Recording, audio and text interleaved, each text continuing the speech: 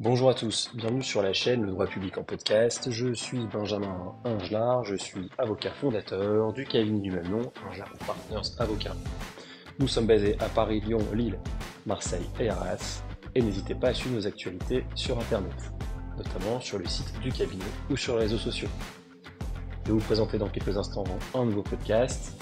Surtout, n'hésitez pas à vous abonner à la chaîne, c'est très important pour nous pour pouvoir être référencé et permettre au plus grand nombre de prendre connaissance de nos informations et aider les particuliers à pouvoir avancer dans leurs projets.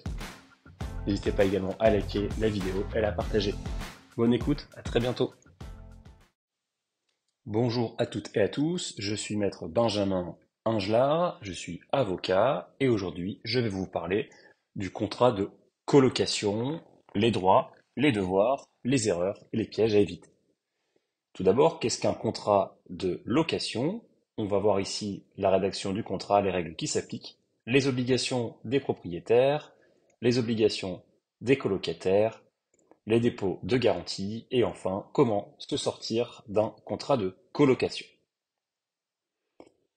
La colocation, d'abord, c'est quoi? C'est un contrat signé entre une ou plusieurs personnes et c'est un contrat locatif par lequel plusieurs locataires ou colocataires conviennent d'occuper un même logement sur une période déterminée et d'en faire leur résidence principale. Les locataires peuvent être soit des personnes étrangères les unes aux autres, soit se connaître de longue date, un noyau d'amis ou un noyau familial. Tout d'abord, parlons de la rédaction du contrat. Le contrat de colocation va être un même contrat commun et opposable à tous. Ce qui veut dire que l'ensemble des colocataires vont signer le même document juridique comprenant les mêmes obligations et droits vis-à-vis du propriétaire. Ici, c'est important puisque qui dit contrat de colocation dit un bail unique.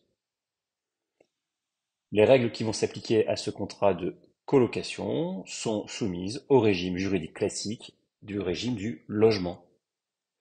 Ainsi, vous avez deux types de colocation, une colocation classique ou une colocation concernant les logements loués meublés.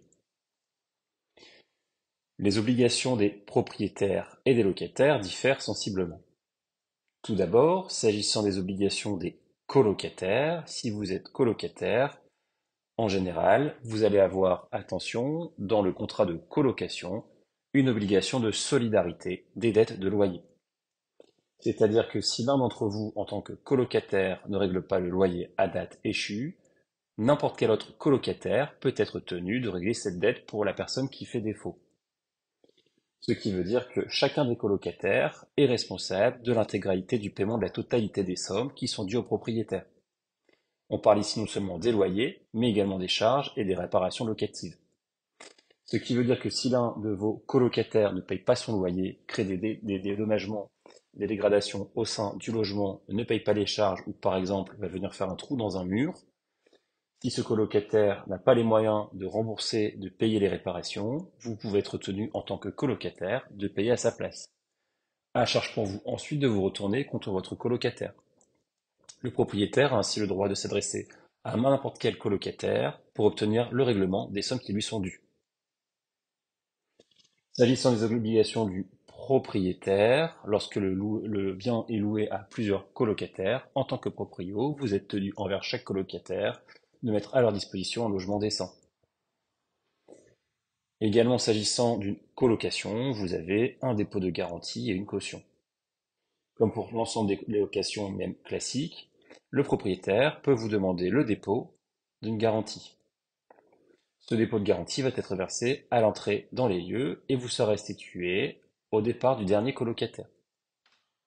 Également, vous pouvez avoir, comme dans un contrat de location classique, une caution. La caution doit être différenciée du dépôt de garantie, puisque le dépôt de garantie vise à assurer le propriétaire d'un dédommagement en cas de nuisance créée dans son logement, là où la caution, c'est lorsqu'un tiers ou un proche se porte garant du paiement. Enfin, dernier élément, si vous êtes colocataire, comment pouvez-vous résilier le bail? Vous devez délivrer un congé.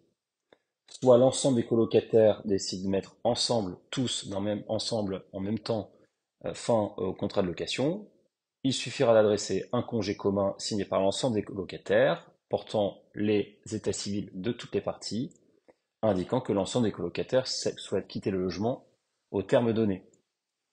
Au contraire, si un seul des colocataires souhaite quitter le logement, ça ne met pas en difficulté les autres, puisque le contrat se poursuit pour les autres colocataires.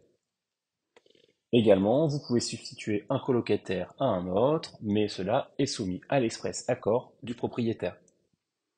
Enfin, bien entendu, comme tout contrat de location, le propriétaire peut adresser un congé soit à un seul locataire, soit pour l'ensemble des colocataires. Attention, le congé adressé par le propriétaire à un seul locataire peut valoir pour les autres. On parle alors d'une clause de solidarité, mais cela doit être prévu au contrat. Si vous souhaitez avoir davantage d'informations sur les dispositions applicables au contrat de colocation, n'hésitez pas à nous contacter. Si vous avez aimé ce rapide podcast, n'hésitez pas à le liker, le partager et à vous abonner à la chaîne. À très bientôt.